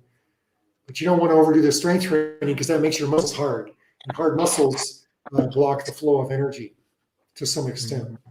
So you can have it's okay to have good muscles, but you don't want them to be real hard like some people develop. Like when I started doing Qigong, I had done a lot of physical work. I had pretty hard muscles. I couldn't feel any energy for 3 months after I was with Mr. Young. Well, I started feeling it, but I didn't know what it was. I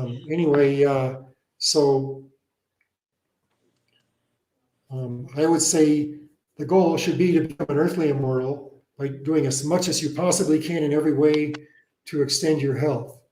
And that includes the meditation and the energy work, which will possibly get you to celestial immortal. But I think a celestial immoral also has to have some kind of, has to be dedicated to something. Like I'm dedicated to finding somebody to share the Tian Shan system with. Right. There's nobody now. It's a serious student who is here. Some people want to come for a week or a month, but that's not going to get them there. It needs to be somebody who's going to who can work, say, online and live in Vilcabamba and commute here, for years.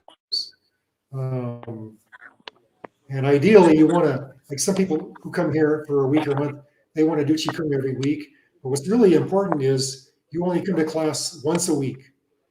Every day. They want to come here and practice every day a week. The ideal way is to go to class once a week. And like my Tai Chi teacher said, watch him like a hawk. In other words, you observe everything really carefully and you do your best job at imitation. And I was told by one immortal that only a master attempts to do a perfect imitation of another. And that's an artist. People who are really artists are the kind of people who can become masters. And they learn by imitating other masters. And a lot of people, I went to some Qigong classes and the teacher's doing something and the people are doing something similar, but they're not really trying very hard to do exactly what the teacher's doing. They're doing what they kind of wish he was doing, so they're never going to get there. But anyway, what you do is you come to class once a week, you observe and imitate as well as possible. And you can miss things, but you get them later. The teacher keeps doing it until you catch them. And then you go home and practice. And that's where you learn. Because see, the teacher doesn't explain anything. If you want to be a master, you have to learn from experience. You can't learn it from a book. Because if you learn it from words, it's not really your learning. It's just something you heard, So like Mr. Young used to say, you go home, practice, learn something. So that's where you do what he did at home. And then you say, oh yeah, it's doing this to my energy. And oh yeah, it's strengthening me in this way. And it's stretching in this way. And you learn more and more. So that's the ideal way to do it. Come to class once a week and practice, which is the same way that people should do it with the videos, actually.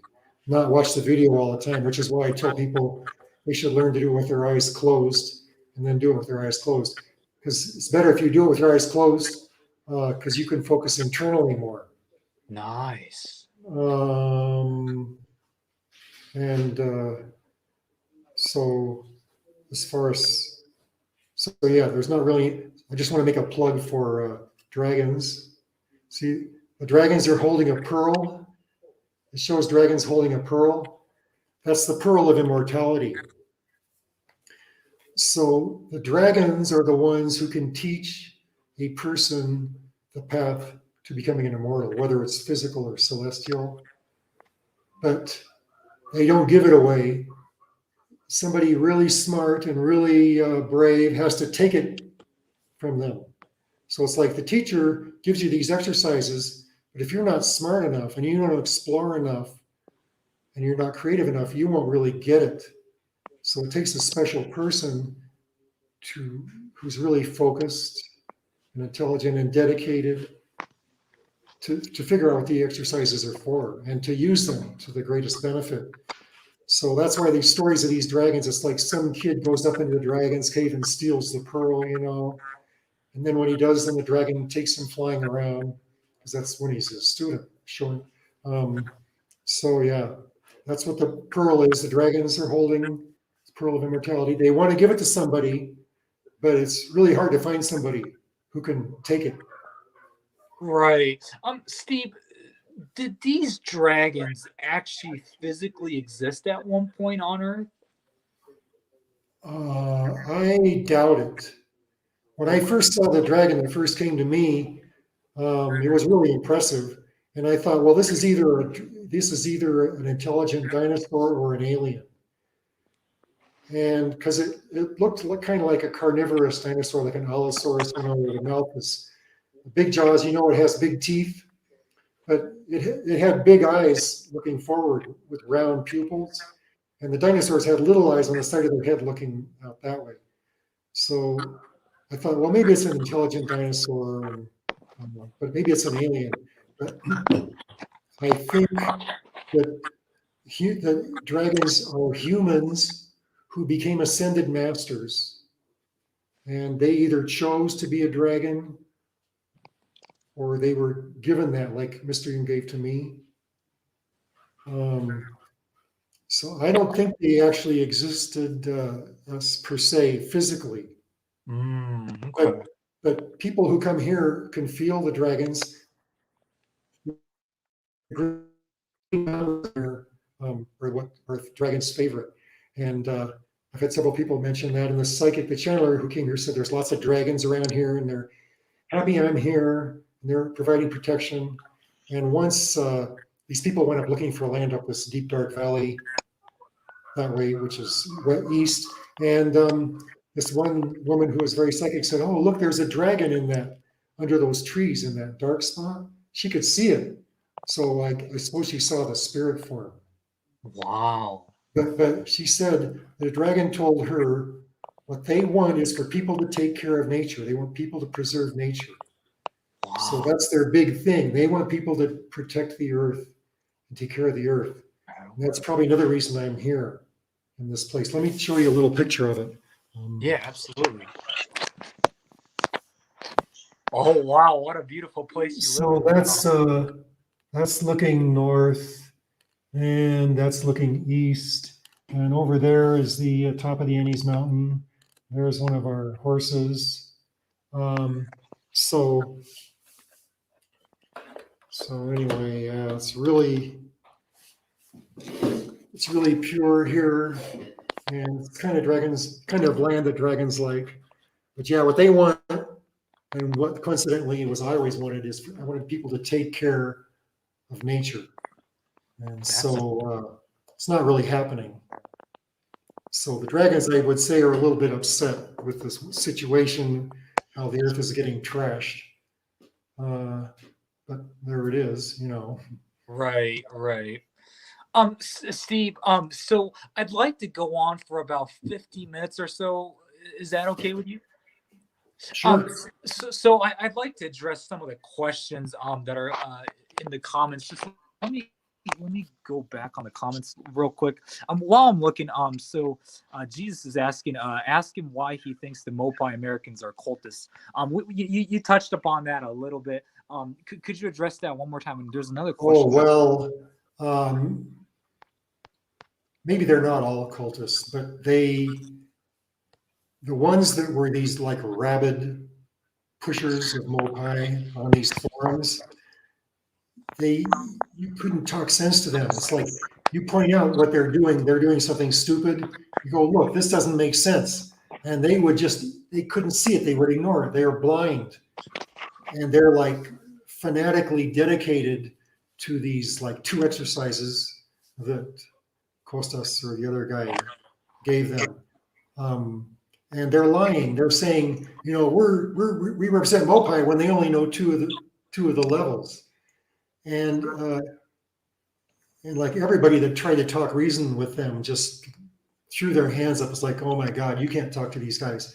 So they're just like any religious fundamentalists of the worst kind. You cannot talk reason with them. They can't see reality. They're totally focused on this thing. And it's like a cult. I would say that's like a cult. A cult usually has a leader. Okay, so their leader was John. But I don't think John was like, I saw, who's the other guy? There's Costas, and then there's the other guy. I mean, I could be wrong about this. I believe David Berdesi, Costas and Allison, Jim McMillan are the well-known, Western students, if you will. If I'm not mistaken, I could be wrong about that. But well, there was some guy that had pictures of him doing examples of the first 2 levels, and that wasn't Costas. It was the other guy, but I can't recall his name right now. But he was showing how to do sitting meditation, and he was doing it wrong. It's like he had you're supposed to relax as much as possible. He had a grimace on his face, and he was like slumping, and his posture was to one side. And it's like, didn't John ever correct him? Like he was learning this one level for a year. Didn't he ever get corrected? It's like, what is this? Why is he doing it wrong? If he does the level 1 wrong, he's maybe doing the level 2 wrong too. Plus, like I said, I don't believe in cultivating that pressure, using pressure methods to cultivate power. So, if John wasn't correcting him, he wasn't really teaching him. He was just sitting there doing it wrong. So he wasn't even qualified to teach level. He didn't have permission to teach. He wasn't supposed to teach the level 1 or 2. He kind of like stole it. But yeah, so there's that answer your question about. So that's why I think it's kind of like a cult. It's like a religious fundamentalist, and you could say it's a religious fundamentalist cult because they're like a tight little group, and they share their lies, and they kick out anybody who tries to talk sense to them. Like I joined their forum, and that's before it's called the Nei Kung forum. And I go, hey, I know Nei Kung. I can tell you guys about some of this stuff. And I found out right away it's really a John Chang Mopai forum. They didn't want to hear what I had to say. I see. And so I got kicked out right away. Right. So, where did the name Star Jumper came from? Oh, there was this guy who was high up in the Scientology church, and he had actually written some of the books which had the leader's name on it. Not remembering. What's the leader's name of Scientology? Anyway, he wrote the books, and he decided to leave, and he said he had a lot of secret knowledge. And he said somebody with his knowledge, they were trying to find him and kill him. So he was like, way up there, like vice president or something, and all this secret stuff. But he ran away and went into hiding, and I became a student for a little while. And he had some pretty good theories about the way the universe is put together. But he taught me this one meditation, which is basically for astral projection, where you sit in the chair and then you jump out of your body like 10 feet in front of you and look at yourself. Then you jump over here look at yourself. Then you jump up to the ceiling and look down at yourself. And then you jump up to 1,000 feet up in the sky. Then you jump to the moon. And then I took it a couple steps farther. Like I read this science fiction book about stars, how stars have personality. Anyway, I would try that and jump into a star, like jump into the sun, and I could hear the roar of the sun. And then try jumping into another star. I didn't. This is one of those things I didn't practice much, but I got this idea, the name Star Jumper. That was way before Tao Bombs. I started using the name Star Jumper in my email, name right away, a long time before and other forums I got kicked out of, including the Tao Bombs. Right. I got kicked out of a lot of forums. I know you have. Yeah. So there's two more questions I would like to ask you. So Nigong Adept is asking, is there a limit to the amount of chi that you can cultivate? And also Alex is asking if you've ever met Max Christensen from the Kunlun Nigong system. Could you answer these two questions real quick?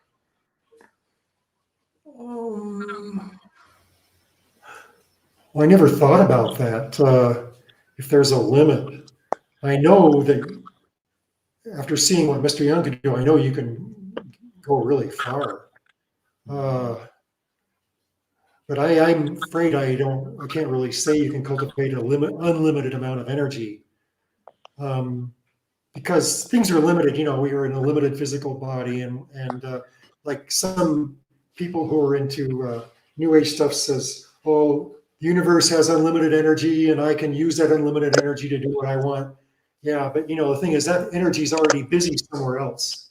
That energy doesn't like them, and so they don't really have access to unlimited energy like they say. But cultivating your own energy can go really far. But I think there's a point where it's maybe not really necessary. Like Mr. Young told me that what he was doing was working on connecting the left and right side of his brain to have them unified. And he said that was the ultimate practice that he, in to do. I guess you do it with energy. And I don't know how he did it, how he was doing it. I have an idea how you do it with energy, but so I think you can develop a lot of energy, but then you use it. You use the energy, and that's another thing about these guys that do demonstrations. They're like throwing away their energy, and they're going to limit their progress. The ideal way is you can try things. Of course, people are curious. They want to try to see if they can light up a light bulb or see if they can heat something up. That's perfectly fine. But if they're doing it to show off or make money, and warriors also want to develop chi power because it's beneficial for being a warrior. But they're not doing it to show off or to make money, or for ego. Sorry. Yeah. Well, so I would say, just guessing, that you can't go to unlimited, but you can go to really high levels. So much so that you might be able to disembody and turn into an energy being, Right. which I've heard is done more in the Hindu systems. Right. But I think I heard about a Taoist doing that. Yeah. So the question is it practical? And like, what's the reason? Right. I don't really know. So the other question was, have you ever met Max Christensen, or are you familiar with Max Christensen's work, the Kunlun Nigong, at all? Was Alex? No, but I felt I felt animosity. This is probably crown point stuff interacting. It's like I think Tianshan and Kunlun are not friendly to each other's systems. And I don't know if I should say this, but there is a school of cultivation in Qigong, which is a big school, and they have a verbal verbal tradition saying that Max is an incarnation of a demon. Okay. And Maybe we can stop there. I don't want any more. Well, I mean, well, the Tibetans, he's from Tibet, Sorry, go and ahead. actually Tibetans worship their demons. They like gods, you know, so it's okay. But yeah, like the way he's showing off to get students and teaching stuff that is kind of like half-assed, like kind of turn off. what I learned is Many didn't people really mesh with him. Gotcha. Okay. I think that we'll leave it at that. Probably won't want to be saying too much stuff like that publicly. So, okay. Yeah, but it's you can delete that from the video when you put the video out. Oh, okay. Yes, certainly. Okay. Yeah. Okay. Yeah. So we got about 5 minutes. So Steve, what is your ultimate goal as far as ultimate goal? Well, I guess. I mean, as far as like spreading Tian Shan Nei Kung, what is your ultimate goal? Like do you want to get a certain amount of students and stuff like that that come to you and learn from you? Oh well, that's a different kind of goal. I would say my ultimate goal is to be a celestial immortal. Right. But yeah, another big important goal is to share with at least one person who can learn the whole thing and become a master. It's like a lot of people, they want to learn a little bit, and there's people who go to seminars, they learn a little here, a little there, and then they spread it around.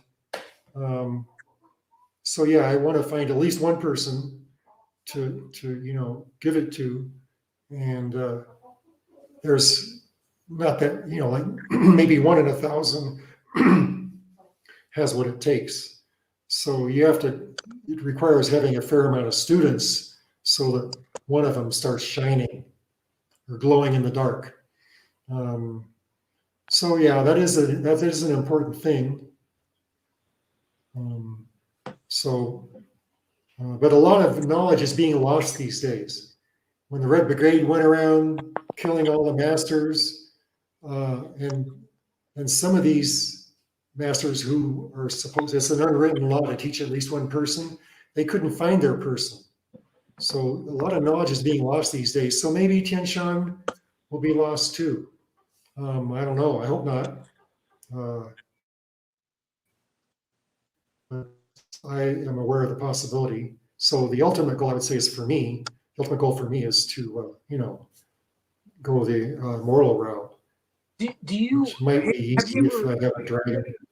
Have you ever thought about hosting a class via Zoom or anything like that? That would be really. It's like it's not really useful for anything. It's kind of like a seminar. Mr. Young said seminars were a waste of money. Because like I said, going to class once a week and then going home and practicing, you learn a hell of a lot more than if you go to a weekend seminar and then you forget it 3 months later. Right. And it costs less too. Paying for class once a week, you can go for 2 years for the price of going to a high price seminar. So Mr. Young said seminars are bullshit. And so he used to say bullshit without the L sound. Gotcha. Steve, but what about kind of like that? Here's a thought for you.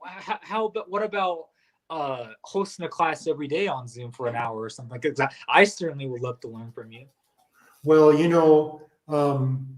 I have the videos, and the videos are designed to do just that. Oh, you gotcha. need to be there in person. Gotcha. I already was there in person making the video, and if a person is dedicated and they do it properly, and then they learn level 1 really well, and then they learn level 2 really well, and then they practice with their eyes closed, so they're exploring.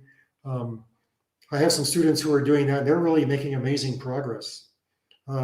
So you can make better progress by using the videos than and me. Like I have a lot of things I want to do, and I don't really want to go and do online classes. People are asking me about online classes, and so far, videos are as far as I've gotten. If I have a student who is dedicated and working, and then I'm happy to Skype with them to have conversations on Skype or emails. It's getting to the point where I'm getting enough emails and messages on YouTube that I'm getting a little behind. I can see my video froze again. But yeah, I would say if somebody really wants to learn Tian Shan, they should learn all the levels that are on the videos before coming to see me. And then we can get into more advanced stuff. Nice. That's awesome. Yeah, that's really cool. Okay. I certainly would like to memorize it, by heart. Yeah, I still haven't bought any of your courses yet, but I need to buy them, and certainly need to go through them. That way I can come see you and be ready to train at the advanced levels for sure one day. So Yeah. yeah. All right. So looks like we just passed the 2 hour mark. This was an amazing interview and conversation. Yeah, so this was so cool. Thank you so much, Steve. I'm just truly grateful and honored that some of your caliber has took your valuable time out to do an interview with someone like myself. And thank you, Chris Fazio, for arranging this. And yeah, I'm just really truly grateful. um any final thoughts, Steve? Let me look at your questions here for a second. I can see my video froze. Are there any other teachers? You asked about who's training real Nei Kung and who's teaching Tian Shan. Well, my Qigong brother, Larry Stewart, was my practice buddy, and he lives in Seattle, and he was really into it. I mean, he developed a lot of power, but it was distance power. It's not like touching a light bulb. It's like from a distance, pushing and pulling, healing energy. But I don't. He said he wanted to teach, but he said he wanted to train more first. And I have a feeling he never got into teaching, but you might be able to talk him into it. I can write to him. And so, are there any other teachers teaching Tian Shan, Nei Kung? There was a woman who was teaching a couple people in her garage. That was 10 years ago. And she actually had kind of bad hips, and her health wasn't that good. I don't know if she's still teaching. I could see if I can contact her. And well, Andy Dale, my Tai Chi teacher, he was teaching a little bit of Tian Shan. But the thing is, I went to one of his little classes for Tian Shan, and it wasn't like Mr. Young was doing it with me. So I told him after class, I said, I wouldn't teach it like this. And he got pissed off, and he said, well, Mr. Young taught me to teach it like this. So I realized that Andy is a master of many systems, and he was teaching people who really weren't dedicated to Tian Shan. He's actually teaching like Tian Shan Qigong, which is 5 of the exercises are kind of boiled down to do it one way. So Mr. Young taught him to teach it that way. So he taught different people different ways, but Andy knows it, but I don't know how much he knows about all the variations. And Andy's semi-retired. He lives up in northern Washington. So yeah, other than that, I don't know who might be teaching Tian Shan. I saw on the internet like 20 years ago, there is a Tian Shan Grand Master in China. And I had his name. And I was thinking it'd be nice to meet him because he's the boss, right? But I'm guessing that Mr. Young was probably more advanced than he was. And Mr. Young would have taught me in a way that he knew was best. And him being more or less omniscient, he knew. So there is Tian Shan in China, but I don't know if it's the same thing. I don't know. Like they might just teach it like Qigong, like a limited set, and except for inner-door students. And in China, the only people who are going to be inner-door students are going to be like family members or Chinese who they know and not tourists. So yeah, I think probably and there might be some other masters who taught a few other people like me around somewhere in the West, but I don't know who they might be.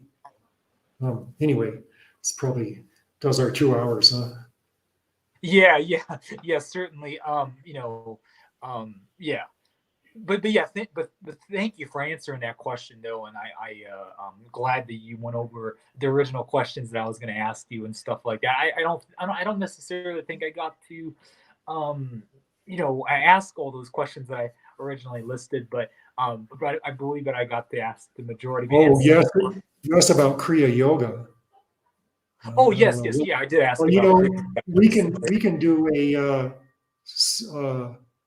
a second interview later Oh, if you want. certainly. If you are up for it, Well, like I was gonna talk about Kriya Yoga, but I don't know if you want to. If we're going over time, then we can. How about you talk about Kriya Yoga right now, real quick, and we'll wrap this up. Okay, well, Babaji Nagaraj. Oh, you asked about if there's any immortals. The only immortal I know of, besides Mr. Young, is Babaji Nagaraj. Where that picture of me on the screen isn't the greatest, is it? Let's see, Babaji Nagaraj, King of the Serpents. And he's about 1,800 years old. And there's a very powerful Qigong master living here in Vilcabamba who doesn't teach. He's like hidden, retired. He told me that the yoga that Babaji did to become an immortal is very similar to Tian Shan Qigong. And Babaji said that people should do Kriya Yoga, but that was for the public. You see, the yoga that Babaji did to become an immortal is not Kriya Yoga. Kriya Yoga is something for the masses, that he wants the masses to do, the public.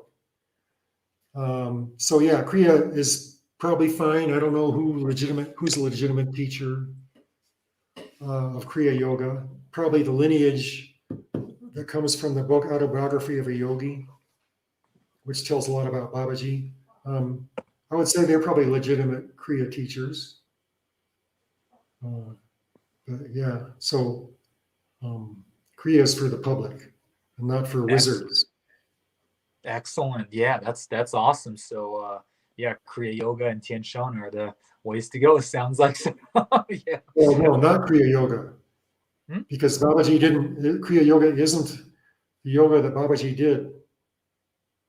That's right. But I mean, it's still. So I'd say, some good Zanzang with a spiritual element and Tian Shan's. I'm sure there's other good Qigongs out there. I just don't know about them. Gotcha. Excellent. Okay. All right. Well, so once again, thank you so much, Steve, for coming on. If you're down for interview number 2, I would certainly be open for that, and I'm sure that the audience will love that as well. And I'll make sure to ask questions that I can get to ask.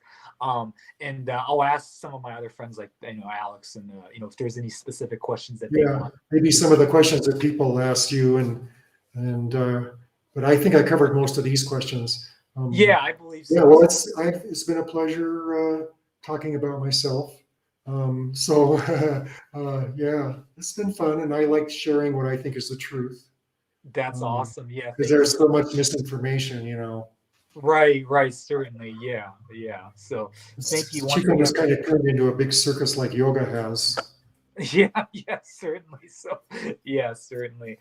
All right. So, like I said, if you guys want to know more about Steve's work, I will put the Lineage of Dragons website in the description. And also, if you want to purchase his books with the same title, this book right here, called A Lineage of Dragons. I will put the Amazon link in the description as well for those that are interested. So, all right. So thank you guys for watching today, and thank you once again, Steve, for coming on. And thank you, we'll Ken.